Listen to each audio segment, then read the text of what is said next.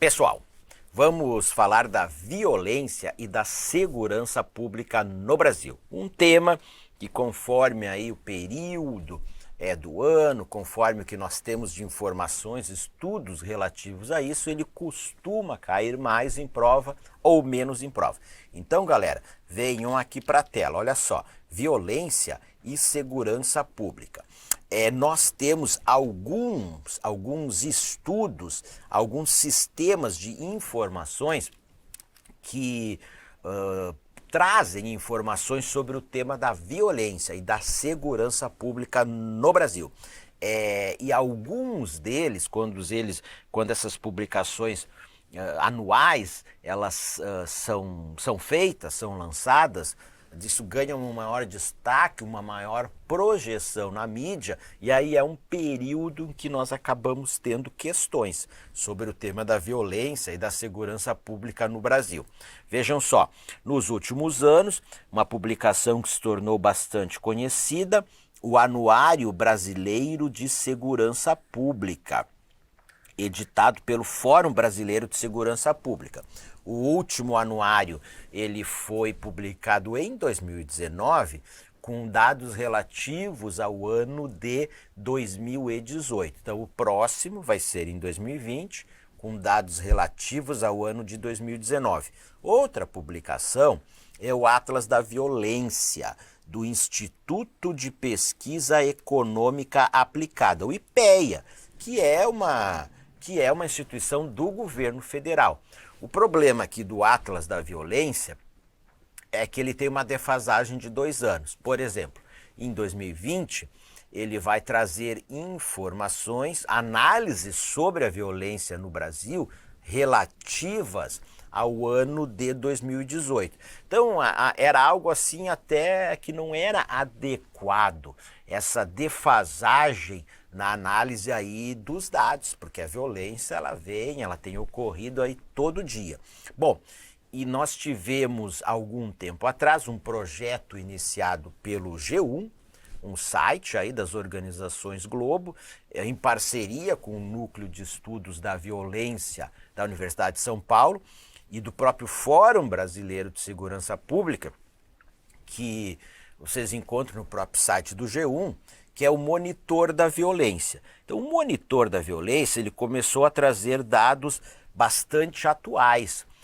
No próprio ano de 2019, dados do ano de 2019. Ano de 2020, dados do ano de 2020. Bom, o que ocorre? Ocorre que até o momento, as questões que perguntam sobre o tema da violência e da segurança pública no Brasil, elas têm se utilizado como dados esses outros 2 estudos que eu falei para vocês, o Anuário Brasileiro de Segurança Pública e o Atlas da Violência do IPEA. Por isso que nós nos baseamos neles para quando nós falamos no nosso curso da violência no Brasil. E o governo federal, no mandato do ex-presidente Michel Temer, ele lançou também o Cinesp, tá? Que é um sistema do Ministério da Justiça e Segurança Pública, Sistema Nacional de Informações de Segurança Pública, prisionais, de rastreabilidade de armas e munições, de material genético, de digitais e de drogas. Então o governo aí ele lançou esse sistema, o Cinesp, que se vocês até colocarem aí na internet, Cinesp, vocês vão acessar ali o sistema com os dados. Mas enfim, pessoal, o que os examinadores eles acabam não fazendo e também tem informações em tempo real. Se são sempre relativas aí ao mês anterior, vocês conseguem as informações. Mas a questão é que os examinadores eles não acabam indo dentro desse sistema e para partir dali coletar dados e elaborar questões. Eles acabam pegando algo produzido na forma de relatório, de uma reportagem especial feita pela imprensa, e isso o Cinesp não traz relatórios analíticos, dados com dados consolidados e uma análise destas informações, tá? Então a gente, por enquanto, se mudar a gente muda também. Por enquanto, nós ficamos com o Anuário Brasileiro de Segurança Pública, e o Atlas da Violência, tá? Seguimos aqui, pessoal. Importante nós sabermos que o número total de mortos por causas violentas, ele é muito alto no Brasil, tá? Aqui são causas violentas aí diversas, tá? Muito alto no Brasil. E o de homicídios, pessoal. Estamos falando aqui o de assassinatos, de homicídios. Ele é o maior do mundo anualmente. Anualmente em números absolutos. Nós já vamos falar aqui, o número de homicídios ele tem diminuído no Brasil, mas mesmo assim, segundo dados atuais, ele continua sendo o maior do mundo, tá? Aqui eu trago um dado de 2014. É claro que em 2014 os números absolutos eles eram maiores, mas isso do ponto de vista da afirmação ela segue atual em 2020. Como eu já disse, tá? O Brasil anualmente é o país onde mais morrem pessoas, tá? Vítimas aí de homicídios, assassinatos. E a ONU chegou num relatório que ela lançou em 2014, ela disse que 13% dos homicídios mundiais ocorriam no Brasil. Ou seja, também uma outra informação, já foi até questão de prova isso, ó, é o maior número de assassinatos do mundo entre os países que não estão em guerra. Até naquela época, nós ainda temos a Guerra Civil da Síria, que ela ainda não terminou. Mas nós estávamos aí nos anos de 2015, 2016, no auge da Guerra Civil da Síria, no número de mortes. Morriam 60 mil pessoas por ano. E no Brasil nós estávamos naquele período ali por ali também, 60 mil homicídios por ano. Então se fazia essa comparação. E realmente, né, hoje a própria Guerra Civil da Síria, o número de mortes anuais caiu muito.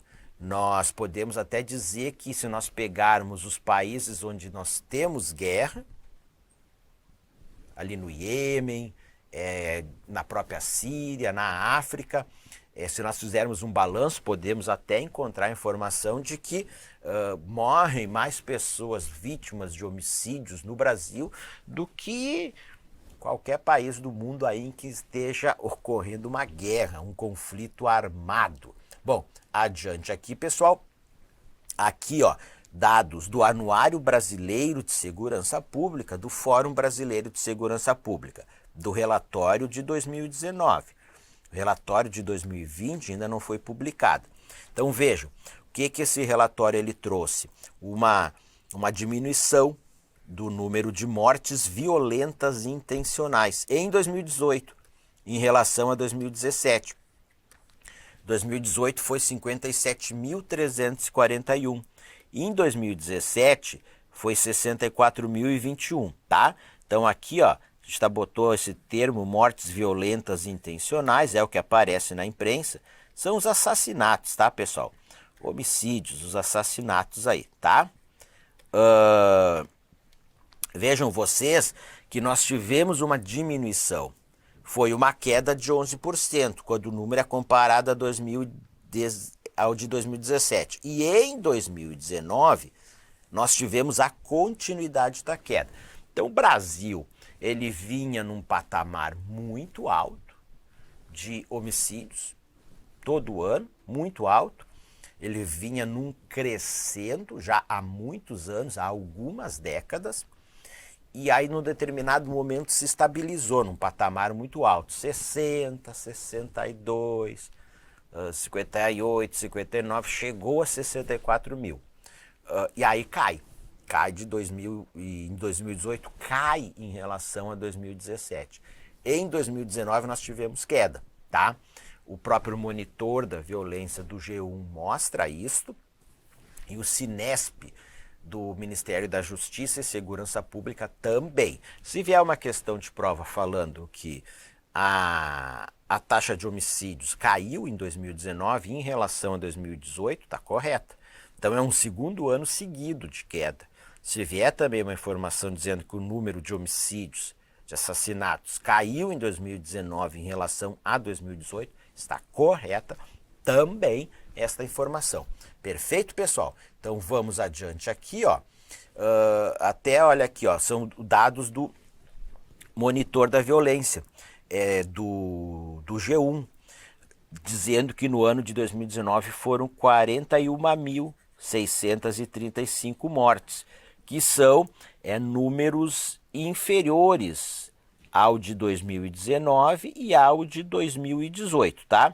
Então, pessoal, cada um destes, seja o Cinesp, seja o monitor da violência do G1, seja o Atlas da violência do IPEA, seja o Anuário Brasileiro de Segurança Pública, eles todos se utilizam de informações oficiais. Eles acabam tendo uma ou outra diferença em relação à classificação. Por isso que, em termos de números, a gente acaba tendo números aí diferentes, tá? Com alguma diferença, mas não discrepantes, de acordo com a metodologia que eles utilizam. Mas esse dado aqui do ano de 2019, pessoal, do monitor da violência, ele não inclui mortes decorrentes de intervenções policiais no Brasil, que elas têm aumentado. Vejam vocês que uma das grandes discussões que se faz no Brasil, nesta área da segurança pública e da violência, é o aumento das mortes decorrentes de intervenções policiais, tá? Nós falamos isto em um outro vídeo, tá? Mas, ao mesmo tempo em que nós estamos tendo uma diminuição da taxa de homicídios no Brasil e do número de homicídios no Brasil, a gente tem tido um aumento das mortes, como diz aqui, ó, decorrentes de intervenções policiais, que seriam a polícia no enfrentamento ao crime e aos criminosos. E nós temos uma discussão, por um lado, e o próprio presidente da República, ele manifesta essa posição, de que, por um lado, enfim, que os criminosos devam ser mortos, inclusive o próprio, ele não diz isso, tá? Não quero me expressar mal, tá bom? Não quero me expressar mal. Mas nós temos um debate sobre a ação policial, que muitas vezes essa ação policial, ela acaba matando pessoas inocentes, porque poderia ocorrer aí por imprudência, por imperícia, por uso excessivo da força por parte da polícia, por parte dos policiais, tá? Então eu quero aqui colocar para vocês que eu não estou tomando lado, tomando partido, tá? A minha função como professor de atualidades é trazer os dois lados do debate. Então, existe essa crítica que a polícia ela tem matado muito no Brasil, e que ela tem, enfim, não tem feito o uso progressivo da força de uma forma correta. Por outro lado, tem os que defendem, e aí não é exatamente esse termo, tá?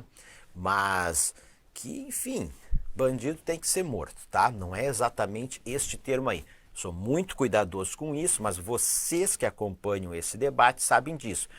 E aí tem até alguns que dizem, agora uma coisa é tu falar, outra coisa é tu ter comprovação nos dados, certo? Porque de achismo e achistas nos diferentes matizes político-ideológicos nós temos muito no Brasil, certo? Então, chegar e dizer, olha, a violência tem diminuído no Brasil porque a polícia está matando mais. Eu tenho uma aula que eu falo sobre isso, sobre violência policial, tá? Os dados não comprovam isso, tá? Então isso numa outra aula nós fizemos esse estudo, só estou dando uma introduzida aqui. Os dados eles não comprovam isso, de acordo com os dados isso é achismo. Perfeito? Bom, então galera, quando forem incluídas as mortes decorrentes de intervenções policiais, estes dados do ano de 2019 eles vão aumentar, tá? Então este número ele vai crescer. Seguimos aqui, aí novamente utilizando dados agora do Anuário Brasileiro de Segurança Pública, dados de 2019, em relação com a informação seria mais atual de 2018, que ela está falando, que ela está utilizando aqui ó, a taxa de homicídios por 100 mil habitantes, que seria 27,5 casos por 100 mil habitantes. Daí aqui diz, ó, o número de assassinatos no Brasil caiu pela primeira vez em 3 anos. Tá, 2018. Aí 2019 mais uma queda. Aí até diz o seguinte, ó, inclui homicídio doloso, latrocínio, lesão corporal seguida de morte e morte por policiais.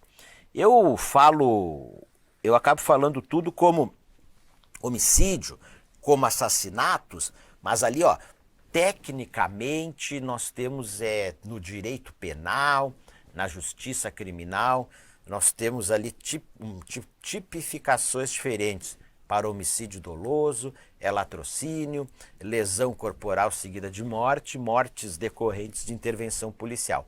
Mas se você vai na prova, ela vai vir falando em homicídios. Então vamos simplificar as coisas aqui, tá? Vamos utilizar a linguagem do examinador. Então na prova vai vir falando aí de homicídios, tá?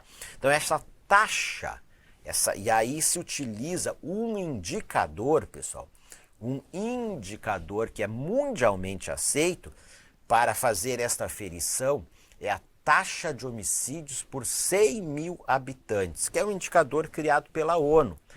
Porque se vocês forem olhar, como eu disse como eu acabei de falar, anualmente o Brasil é o país do mundo em que mais ocorrem homicídios. Agora, nós não somos o país do mundo com a maior taxa de homicídios, que estão em países da América Central, talvez atualmente em El Salvador, que é um país pequeno, com uma população pequena, mas com uma taxa de homicídios muito maior do que a do Brasil. Certo, galera? Então, se a gente for falar em nível de violência, nós não somos o país mais violento do mundo, mas nós somos um país onde a violência está muito alta. Se for pegar a taxa de homicídios, nós temos vários países com taxas de homicídios bem maior que o Brasil. Ali na América Central nós temos alguns países onde a violência é elevadíssima. Se a gente já acha que a violência no Brasil ela está lá nas alturas, então esses países aí da América Central ela está lá na estratosfera, porque ela é elevadíssima. Bom, então vamos lá.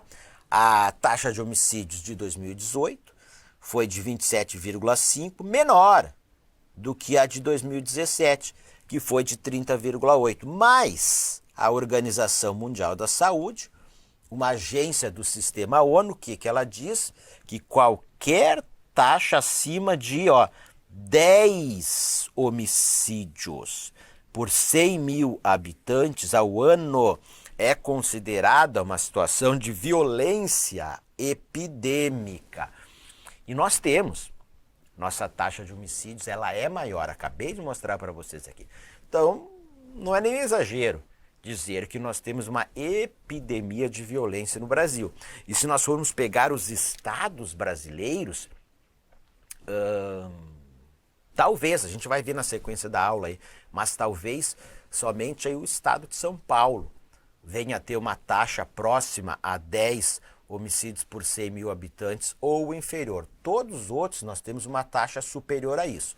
E aqui é mais um gráfico do Anuário Brasileiro de Segurança Pública, que era a taxa de mortes violentas intencionais no Brasil, ao longo dos anos. Se nós formos ver, como eu disse para vocês, ela sempre num patamar muito elevado, sempre próximo ali de 30, e aí nós vamos ter em 2018 uma queda em relação ao ano de 2017. E em 2019, vamos aguardar os dados, mas mais uma queda, tá? Como eu já falei aí para vocês. Adiante aqui.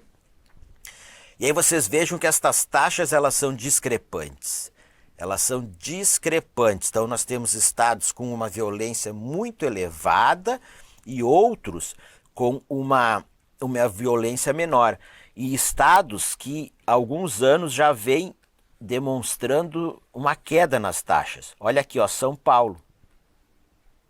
De acordo com este dado relativo ao ano de 2018, o único estado com uma taxa de menos de 10 mil homicídios, menos de 10 homicídios por 100 mil habitantes, 9,5.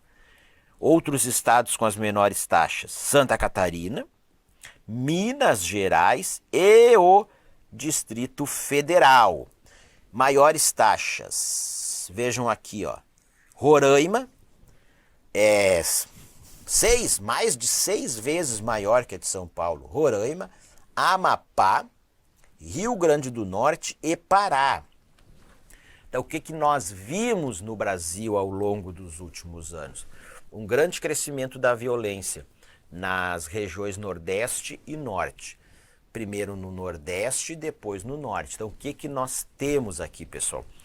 Muitos conflitos, muitas disputas de organizações criminosas. Então, essas disputas pelo controle do tráfico de drogas, por territórios da droga, e é algo que causam aí muitas mortes e fazem com que taxas de homicídios em determinados estados elas sejam jogadas lá em cima. Porque nós nos acostumamos a ver com rebeliões em presídios, com motins, com chacinas, disputas entre o PCC, o primeiro comando da capital, o Comando Vermelho do Rio de Janeiro, PCC, que surgiu em São Paulo, Comando Vermelho no Rio de Janeiro, facções locais, como a Família do Norte, na região norte. Então isso contribui para esse aumento das taxas de homicídios. Mas não é só isso também.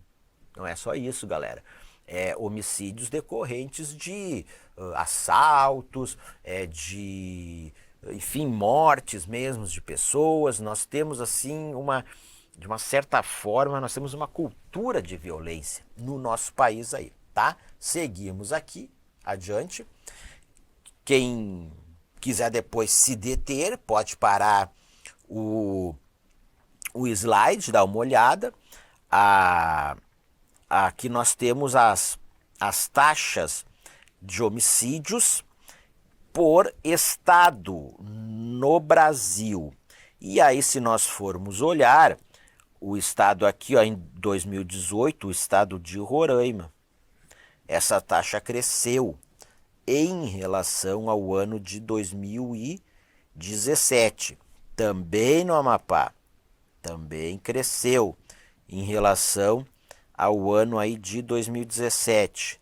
No Pará também tivemos aí um pequeno crescimento. Então, se alguém quiser, depois, a nível de curiosidade, pode dar uma olhada em relação a isso, né?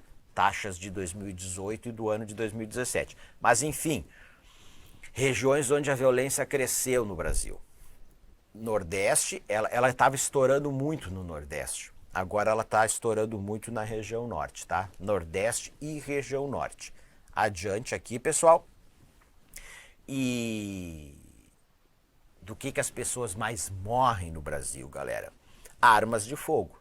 Mais de 70%, em torno de 72% dos homicídios são cometidos por armas de fogo. Assim, esses estudos, Anuário Brasileiro de Segurança Pública, Atlas da Violência, Monitor da Violência, pode vir falando 70, 71, 72, o número aqui é uma referência. O examinador ele não te pergunta sobre números numa prova objetiva.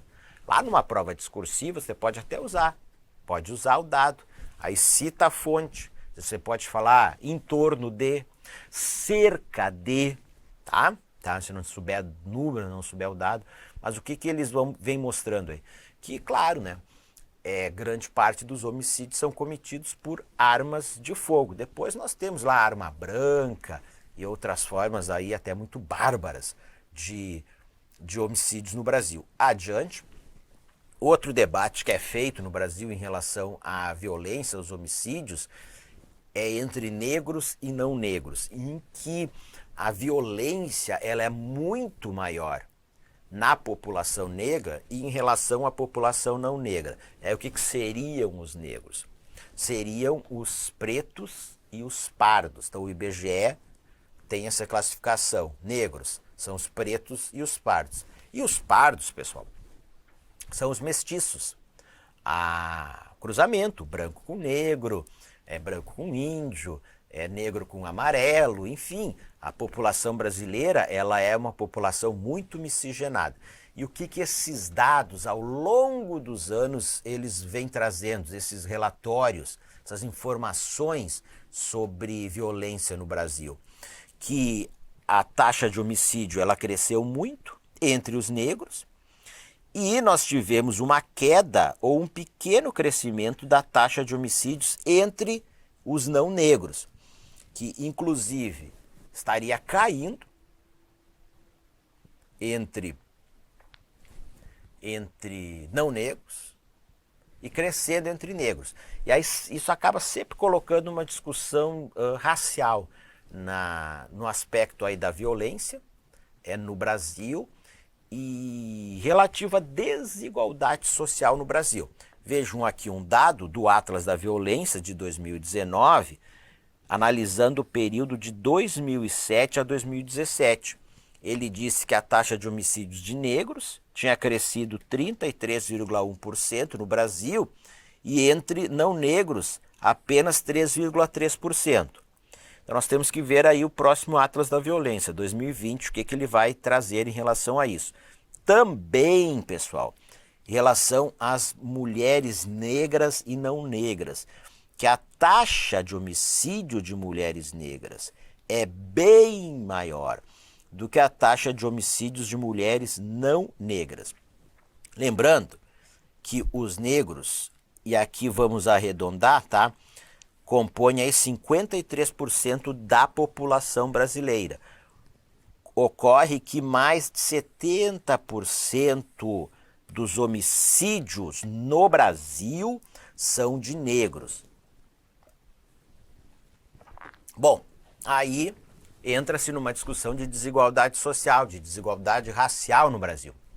Uma vez um aluno, e ele estudava para as carreiras policiais, e muitos alunos que estudam para carreiras policiais, eles ficam bravos comigo quando eu trago essas informações, mas eu não tenho que ficar expressando uma convicção política, ideológica, de pensamento. Eu tenho que trazer informações sobre os diferentes aspectos.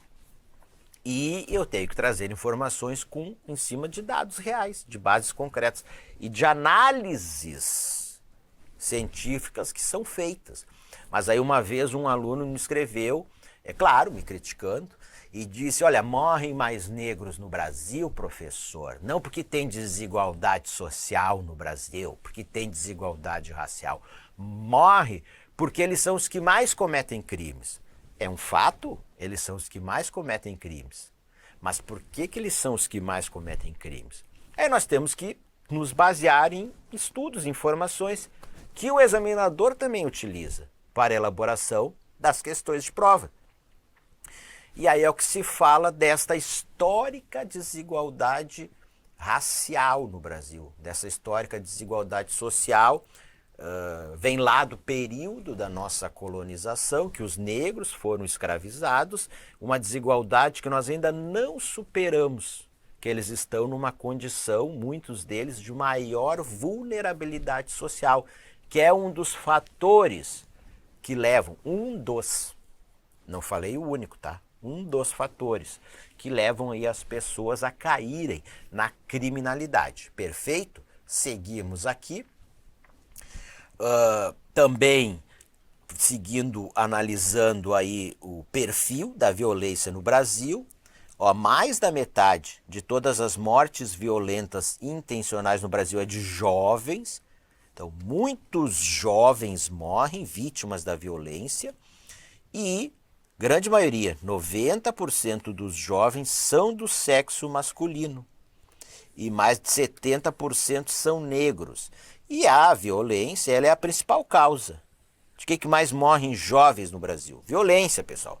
Na população em geral é a terceira. Eles não morrem de alguma doença, é por afogamento, é por acidente de trânsito, que não deixa de ser também algo violento, mas enfim, dessas mortes aí violentas intencionais em função aí do crime, principal causa da morte de jovens no Brasil. E a gente tem toda uma discussão sobre isso, inclusive do ponto de vista econômico, que nós já vamos falar mais na frente, tá? Adiante aqui.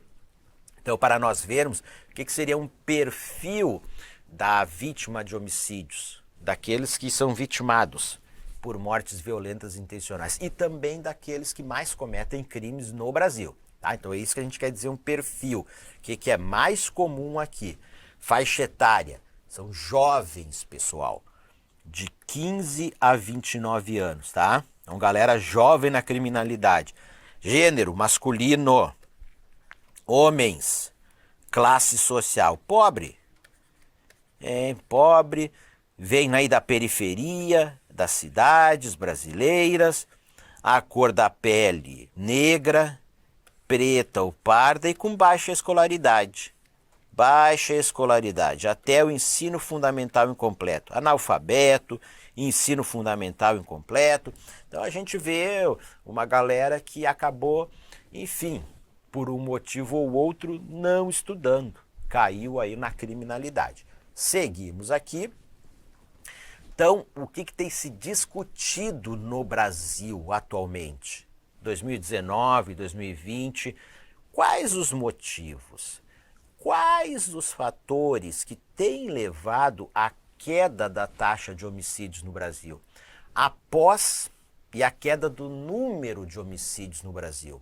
Após um ciclo que nós podemos dizer aí de pelo menos 2 décadas de aumento do número de assassinatos e da taxa de homicídios no Brasil. Claro, a gente podia ter um ano que diminuía um pouco, mas no outro subia, mas numa série histórica só tinha aumentado. Primeira, nova configuração do mercado de drogas, em que teriam no ano de 2018 e de 2019, teríamos tido aí um arrefecimento da disputa entre grupos criminosos pelo controle de territórios do mercado e de drogas. Então, se esses conflitos diminuíram, isso leva também ao menor número de mortes. Segundo, monitoramento e controle por parte dos estados dos chefes de facções presos. Nós sabemos que criminosos de alta periculosidade, líder de facções, de grupos criminosos, eles estão presos. E muitos deles aí, e tem muitos soltos também, mas muitos deles aí em presídios federais. Então, o poder público, pessoal, ele endureceu este controle em relação a estes chefes de facções, transferindo eles para presídios federais, onde eles ficam numa situação de maior confinamento, no RDD, no regime disciplinar diferenciado, onde lá eles não conseguem, ou conseguem menos, comandar o crime de dentro das prisões. Então, isto aí tem feito com que muitos líderes de facções têm procurado não dar muitas ordens de dentro das prisões para os seus bandidos comandados fora das prisões, do ponto de vista de disputas aí por territórios de droga, porque isso acaba repercutindo na sociedade, tem uma ação policial em função disso e acaba repercutindo em relação a estes grupos criminosos e ao comando que eles dão para atividades criminosas dentro das prisões. E eles acabam sendo transferidos para presídios federais, onde lá eles são colocados no RDD, no regime disciplinar diferenciado.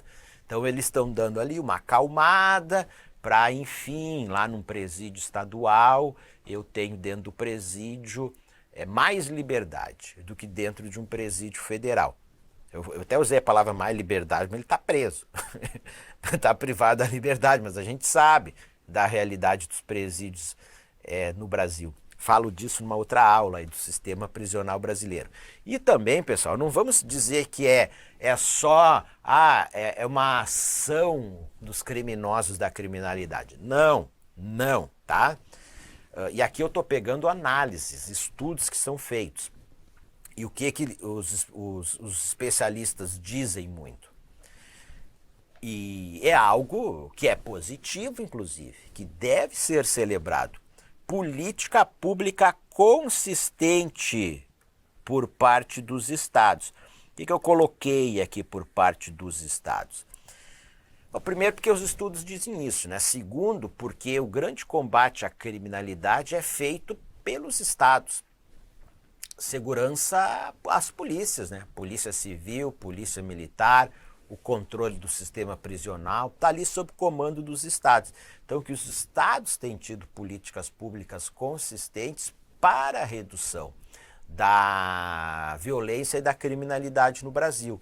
E aí nós temos estados que têm puxado uma queda consistente na taxa de homicídios. São Paulo, Pernambuco, Espírito Santo, Distrito Federal, Minas Gerais. Vejam vocês que São Paulo é o estado mais populoso do Brasil. E São Paulo, já há vários anos, tem a menor taxa de homicídios do Brasil. Berço do PCC, do primeiro comando da capital.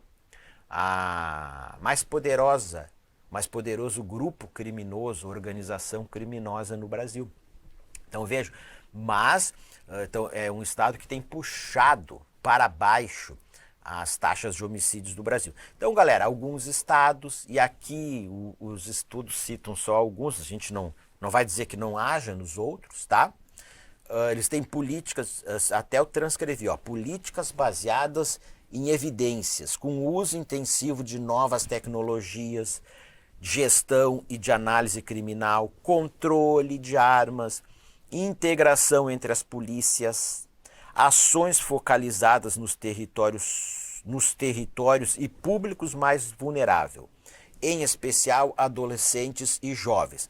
Então, estados que têm investido em novas tecnologias para o controle, o combate, o monitoramento da criminalidade, para prevenir, não deixar com que ela se consuma. Aí a gestão e a análise criminal, a polícia investigativa, um maior reforço de investigar e antes que os crimes ocorram, prevenir, desbaratar organizações aí criminosas, atuação de maior integração entre as polícias e políticas públicas focalizadas em localidades, em territórios, em lugares onde a criminalidade ela é maior, para o Estado ter uma maior presença naqueles lugares e na área de assistência social, de educação, de redução da violência, então em territórios e em públicos vulneráveis, em especial adolescentes e jovens. Adiante aqui, pessoal. Também, e aqui, deixa eu só voltar aqui, ó, pessoal. Aqui, o que eu falei é conforme informações do Núcleo de Estudos da Violência, da USP e do Fórum Brasileiro de Segurança Pública. Conforme o Ministério da Justiça, que também tem a sua análise sobre essa queda da violência no Brasil, isso é atribuído ao trabalho conjunto das forças de segurança federais, estaduais e municipais, o que é sempre desejável, uma maior integração, sufocamento econômico do crime organizado, com recordes de apreensão de drogas e isolamento de lideranças criminosas em prisões federais. Assim, segundo o Ministério da Justiça e Segurança Pública, diz, olha, nós estamos tendo um recorde de apreensão de drogas no Brasil, que economicamente causa causa, digamos, um enfraquecimento dessas organizações criminosas. Por quê? Aquela droga não foi comercializada, ela foi apreendida, eles perderam dinheiro ou deixaram de ganhar, então eles estão mais enfraquecidos, inclusive para comprar armas e para promover essa disputa entre as facções aí criminosas. E também o que eu já tinha falado, muitas lideranças criminosas de alta periculosidade que dentro de presídios superlotados comandam o crime, fora dos presídios, têm sido, com base na lei, isoladas em presídios federais de alta segurança, onde a possibilidade que eles têm de ficarem dando ordens de dentro das prisões para fora, ela não existe, ou digamos, ela é muito menos possível. Ok, pessoal? Seguimos. Vamos falar agora um pouco sobre despesas com segurança pública. Então, nós temos aqui dados do ano de 2018. Nós tivemos aí 91,2 bilhões de recursos públicos colocados na segurança pública, pessoal, que seria um aumento em relação ao ano de 2017. Os estados e o Distrito Federal são os grandes responsáveis por estes gastos, pois nós temos aí a União e os municípios. E isso, no ano de 2018, equivaleu a 1,34% do PIB, do Produto Interno Bruto. Mas a Organização para a Cooperação e Desenvolvimento Econômico, na média dos seus países, estes gastos com segurança pública equivalem a 4,5% do PIB. Bom, é importante a gente trazer esse dado da OCDE, porque tem se falado bastante da OCDE no Brasil, que o Brasil quer fazer parte da OCDE, está trabalhando para ingressar na Organização para a Cooperação e o Desenvolvimento Econômico, como um país membro. E aí, o que nós podemos concluir? Que há um subfinanciamento da segurança pública no Brasil, que deveriam ser destinados mais recursos para a segurança pública. Porém, pessoal, toda a área de política pública que for se conversar, feito um estudo, feito uma análise, eles vão dizer que está faltando recursos para eles também, que eles precisam de mais. A saúde vai dizer que precisa de mais recursos. A educação, que precisa de mais recursos. A infraestrutura, que precisa de mais recursos. O meio ambiente, que precisa de mais recursos. Então se fica numa situação em que necessidades muito maiores do que a capacidade que o poder público tem de prover, de alocar recursos para o financiamento das políticas públicas. O que ele vai fazer? Vai aumentar imposto? Claro, tem outras discussões em relação a isso, tá? Adiante aqui. Para finalizarmos, custos da violência. Ainda não finalizarmos, mas indo para o final. Custos da violência. Nós temos um estudo do Daniel Cerqueira, um economista, pesquisador do IPEA, Instituto de Pesquisa Econômica Aplicada, que ele diz que os custos da violência no Brasil equivalem a 6% do PIB, do Produto Interno Bruto. Que ele diz que se a violência no Brasil ela fosse menor, sobrariam mais recursos para serem investidos na própria segurança pública ou até em outras áreas aí de políticas públicas. Então, aonde que iria este dinheiro? No próprio aparato estatal de segurança pública, nas polícias, enfim, na manutenção de prisões, unidades de cumprimento de medidas socioeducativas, no sistema prisional, no sistema socioeducativo, em serviços de segurança particular e privada, em seguros contra furtos e roubos, no sistema de saúde, de atendimento de vítimas de violência. Assim, uma empresa tem que ter uma segurança particular e privada. Um condomínio tem que ter segurança particular ou privada. Você tem um automóvel, tem que ter um seguro contra roubo, seguro contra furto. tem que colocar alarme nas residências. Então isso tudo são custos que as pessoas, as famílias, que a sociedade, que o poder público tem para se proteger de uma situação de uma violência elevada no Brasil. É o que eu disse. Se fôssemos um país daqueles mais tranquilos do mundo, em que os níveis de violência seriam muito baixos, não se precisariam estar despendendo recursos numa própria segurança privada, segurança do cidadão, e sobraria mais dinheiro para que tanto os cidadãos, a sociedade, as empresas e o poder público investissem em outras áreas. O próprio sistema de saúde, pessoas vítimas da violência, vai para o sistema de saúde, atendimento médico, socorro. Isso tudo é dinheiro, galera, isso tudo tem custo. Adiante aqui, prejudica a atividade econômica, pessoal. Comércio prejudicado, atividades restringidas ou suspensas, diminuição da venda de produtos de maior valor, redução de ganhos com atividade turística e perda de investimentos públicos em educação, saúde, etc.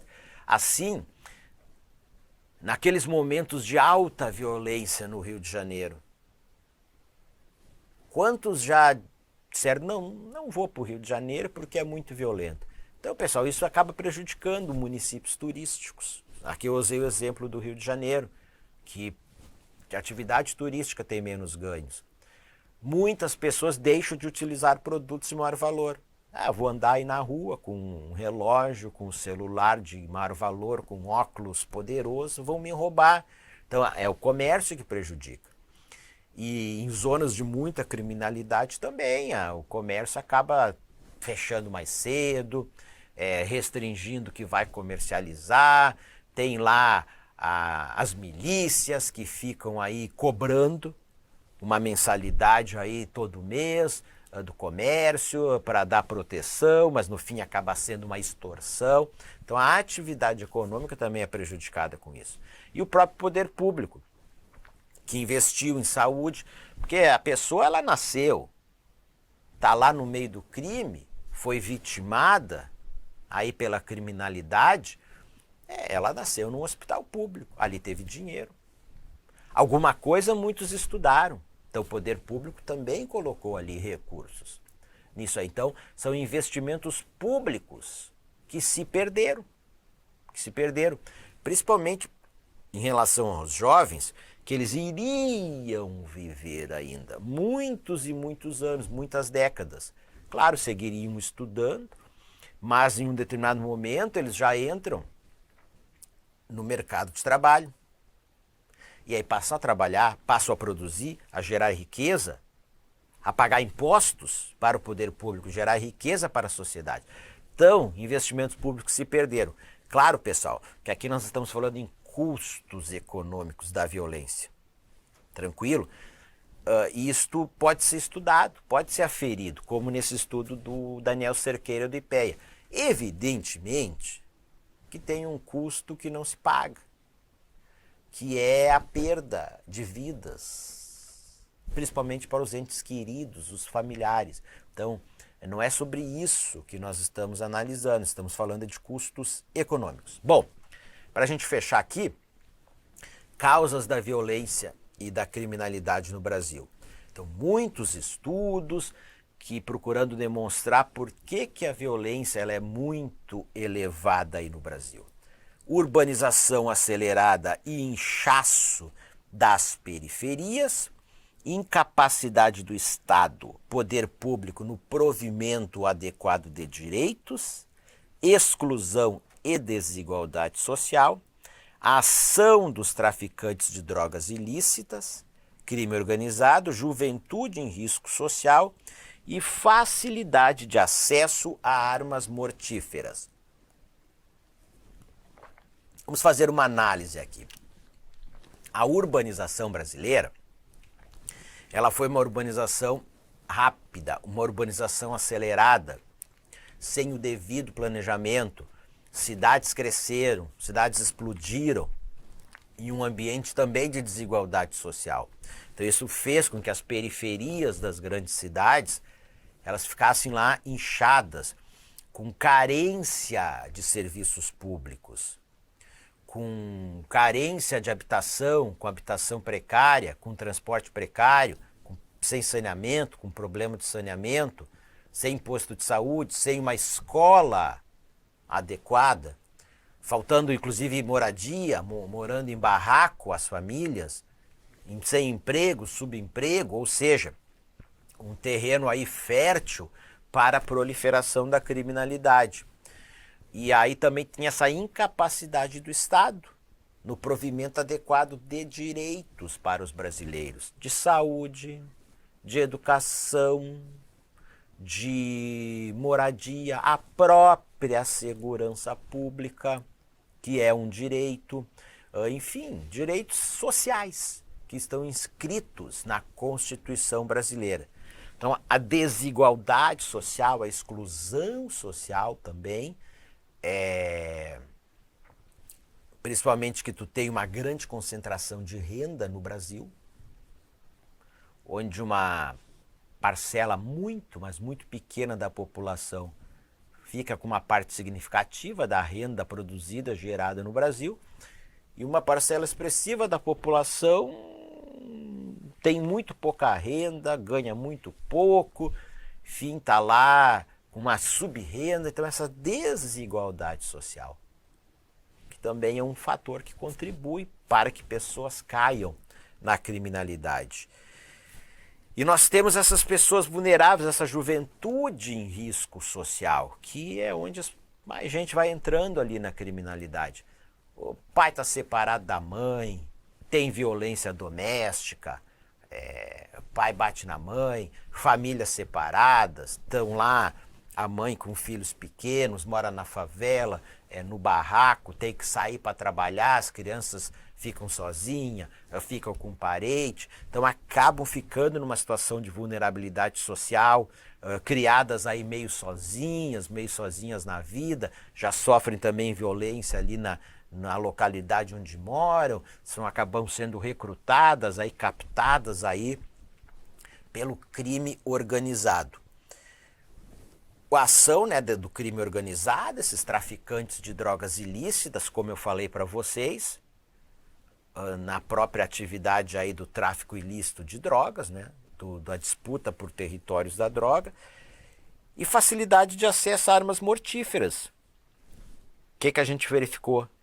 Que em torno de 70% dos homicídios ocorridos no Brasil, arma de fogo, arma mortífera. Assim, um país de dimensões continentais, com uma grande fronteira terrestre, com uma grande faixa litorânea, não se consegue ter um melhor controle das nossas fronteiras, para evitar a entrada de armas que caem na mão dos criminosos, que vêm do exterior, o contrabando de armas, que é o que nós verificamos.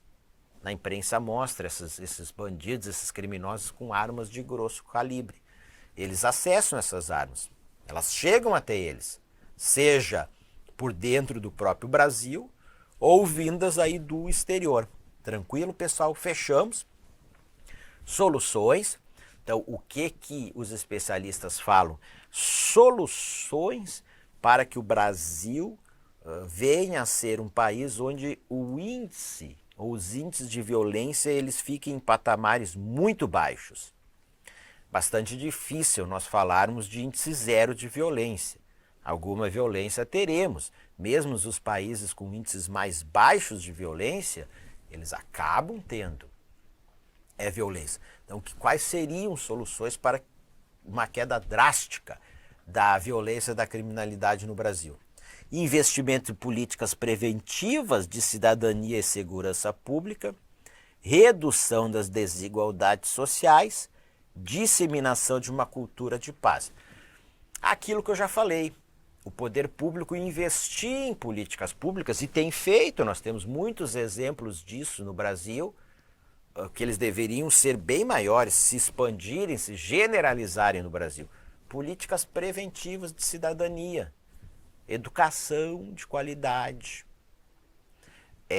acompanhamento social de famílias em situação de vulnerabilidade, de jovens em situação de vulnerabilidade, de acesso à saúde pública, de geração de empregos melhores, de aumento de salário, de redução do desemprego no Brasil. Enfim, pessoal, políticas preventivas de cidadania e também de segurança pública, né? Uma maior presença do Estado do ponto de vista da segurança pública em áreas onde a segurança pública é um grande problema. Redução das desigualdades sociais no Brasil. Então, essa grande desigualdade social ela acaba contribuindo para a violência. Disseminação de uma cultura de paz. Nós temos muito uma cultura de violência no Brasil, é só a gente ver nas redes sociais. As pessoas têm uma opinião diferente, ficam aí se xingando, se ofendendo. Isso é uma violência pela palavra, uma violência verbal. E isso vai se refletir também entre as pessoas. Daqui a pouco vão se bater, vão chegar no tapa, vão se soquear. E isso vai se refletir também lá no crime. Então, trabalhar por uma cultura de paz, de menos violência no Brasil. Um tema polêmico, mas eu coloco aqui no curso, como eu disse, não estou fazendo nenhuma apologia às drogas aqui, não faço isso. Mas a minha função aqui é apresentar as alternativas que os especialistas dão. Independente se o aluno meu concorda ou não, aí é com ele, tá? Mas é um tema polêmico, que é este aqui, ó, liberação do consumo de drogas, descriminalização da maconha, que inclusive está sendo debatida no STF, no Supremo Tribunal Federal. Os defensores desta medida, eles dizem o seguinte: décadas de guerra às drogas. E não se venceu a guerra às drogas. Entra ano, sai ano, o consumo de drogas não diminui no mundo, nem no Brasil. E aí eles não generalizam para todas as drogas. Eles falam da droga mais consumida, ou uma das mais consumidas no Brasil e no mundo, que é a maconha, né? Vinda ali da planta cannabis sativa. Olha, se nós legalizássemos o seu uso, deixasse de ser um ilícito penal, um crime, com critérios, com controle, com regulação pelo Estado, inclusive para o próprio plantio, inclusive para o comércio, a venda, a exemplo do que vários países do mundo têm feito, e estados norte-americanos, né, dos Estados Unidos, diminuiria em parte o poder econômico destas organizações criminosas. Elas ficariam enfraquecidas economicamente, teriam um menor poder de atuação, de disputas violentas, de combate, enfim, de atividade, enfim, de conflitos que acabam levando aí ao crime. Nós temos ali também a corrupção de agentes públicos por essas organizações criminosas, inclusive a do tráfico de drogas. Tudo isso poderia diminuir. E eles, inclusive, trazem dados que é o seguinte: olha, se procurar lá dados no Sistema Único de Saúde, você não encontra ali informações oficiais que dizem que alguém morreu por ser um usuário aí de maconha. Você vai encontrar de cocaína, do crack, do cigarro, do álcool. Então, enfim, você tem as drogas lícitas, que é o caso do cigarro e o álcool, que são permitidas e que matam. E você tem uma droga aí que tem não tem um potencial elevado de causar um problema aí de saúde, que é proibida. Então, é um dos argumentos que são colocados, tá? Bom, também melhorar a estrutura, o aparelhamento e a remuneração dos policiais. Eu acho que isso aqui fala por si, não, a gente vê muitos governos estaduais se esforçando neste sentido. Diminuição da impunidade no Brasil, melhorar a atividade de inteligência, maior controle de fronteiras e de armas e maior coordenação dos entes federados e integração das polícias. impunidade, muitos crimes no Brasil, crimes violentos, homicídios, maior parte deles não são solucionados, não se chega a quem fez, quem cometeu o crime e eles não são processados, condenados, não vão para a cadeia, para a prisão. Então, a impunidade ela acaba sendo um estímulo ao cometimento de novos crimes e ela é elevada no Brasil. Melhorar a atividade de inteligência policial para prevenir, para não deixar o crime ocorrer, para desbaratar as quadrilhas, do que depois tu ir lá agir quando o problema já aconteceu. Melhorar esse controle de fronteiras para entrar menos armas, menos drogas aí no Brasil, tá? E essa maior coordenação dos entes federados e a integração entre as polícias. E a gente que não está dizendo que determinadas ações aqui não estão sendo tomadas, tá? Mas são sempre medidas que são colocadas. Falei inclusive, e aliás, o Brasil implantou, né, em 2018, aí a partir de uma lei, né, o Sistema Único de Segurança Pública. Já vinha se falando dele em anos anteriores, mas ele não existia legalmente. Então a ideia desse Sistema Único de Segurança Pública de maior coordenação, uma das suas ideias, maior coordenação dos entes federados, uma maior integração entre as polícias. Com isso, terminamos este tópico do nosso curso relativo à violência e à segurança pública no Brasil.